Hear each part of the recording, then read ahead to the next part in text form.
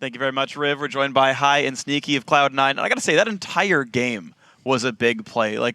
So you guys fought an incredibly close match. You were down, even at the end of the game, 4,000 gold. So I actually want to ask you, did you even feel like you were down that far in the first place? And what kept you in it?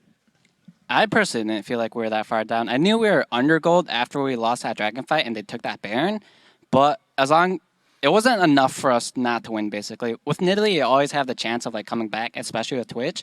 They just have I can't use that word. I'm trying to figure it out. I don't know. They're just really annoying to play versus just because of the nature of their champions. So you always have ability to come back with those champions.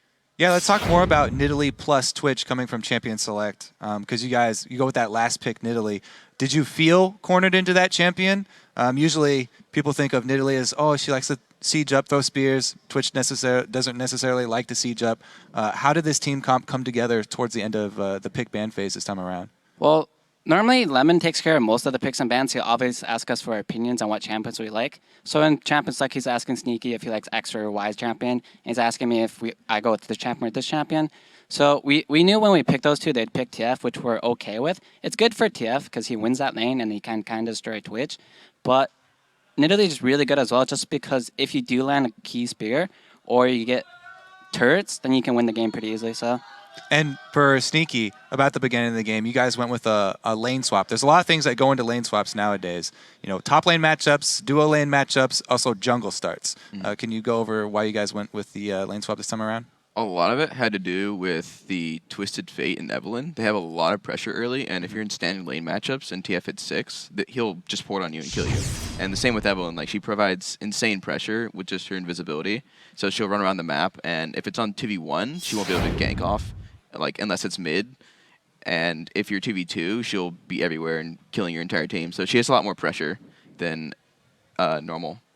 And speaking of those two champions as well, Twitch has got to have a pretty hard time fighting those guys in team fights as well. You never manage to get caught. How do you play around the fact that they're going to dive you every single fight?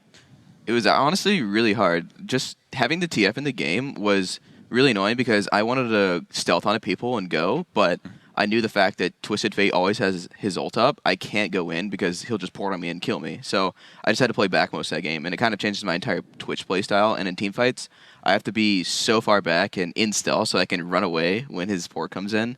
And actually, most of the time when he went in behind us, he didn't actually stun me, so it was okay. And if I had flash up, I was even more okay because then I can bait them even farther backwards.